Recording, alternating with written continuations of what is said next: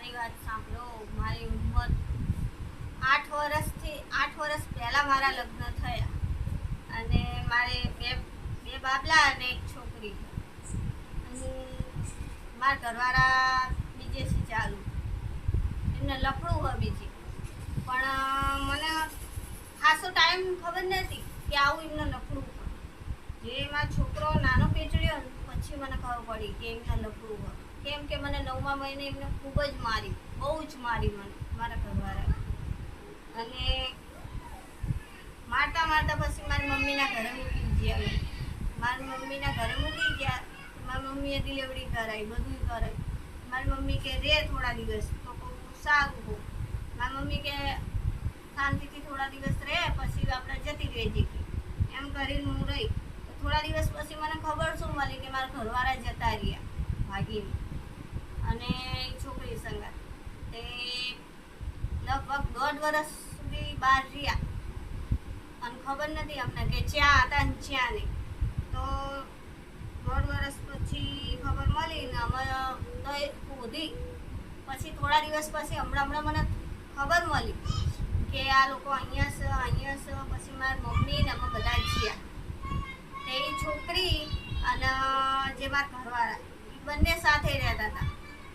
અને જોયું, અને જે સામેલી છોકરી છે ને એ પરણેલી છે પાછી, અને એને એક છોકરી છે. એ છોકરીને લઈ અને મારા ઘરવાળા અને મારા જે છોકરી એ ત્રણેય જણે રહે.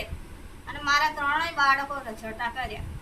એક બાળક મારી ઘર, એક બાળક મારા સસરા ઘર, અને એક બાળકનું તો કંઈ અત્તો પતો જ નહીં. મારા છોકરી સાથે તો શું થયું મને કંઈ ખબર જ નથી. એ છોકરી મને ગમે તેમ કરીને મેળવી દો, તમારું ભગવાન ભલું કરશે.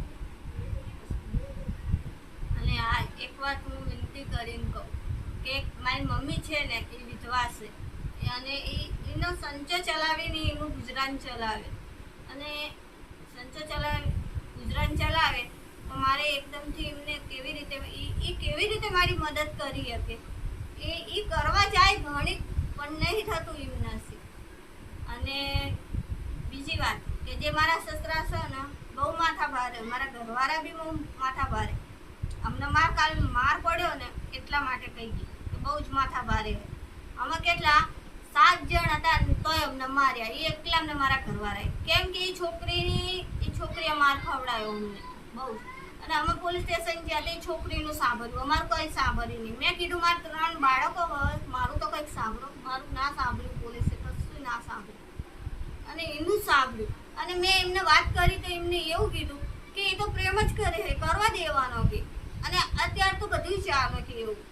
અમારે રહેવું હતું તો એમને જ જોડે રહેવું હતું, પણ એમને ના કરવાના નાટકો કર્યા, બોલો.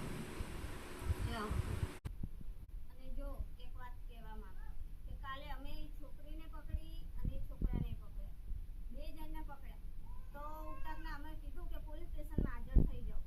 તો એ જે મારા ઘરવાળા રહ્યા ને રોડીને મારી મમ્મીને, મારી દાદીને, બીજા 2 બૈરા હતા એમને અને મને રોડીને માર્યા, રોડી.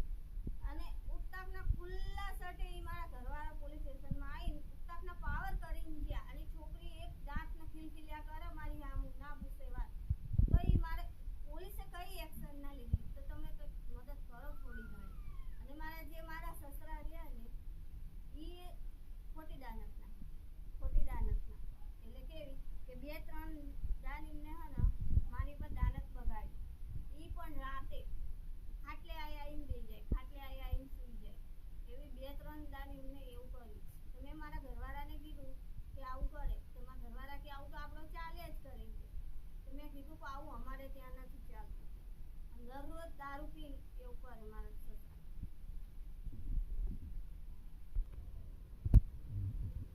અને જો એક વાત કહું કે એ છોકરી છે ને આપણા કરતી નીચી જાત, દેવી પૂજક કરતા નીચી જાત, તો એ છોકરીને રાખીને બેઠા. તોય આપણી સમાજવાળા કંઈ કરતા નહીં. જે મારા સસરા, મારા કાકાજી, મારા બંને કાકાજી, જો દશરથ, વિજય, ભરત, અને જે મારા દાદાજી છે ને એ તો ભુવાજી જ છે, કેશવ ભુવા. એમને કંઈ પડી નહીં. ભુવાજી છે તો એમને કશું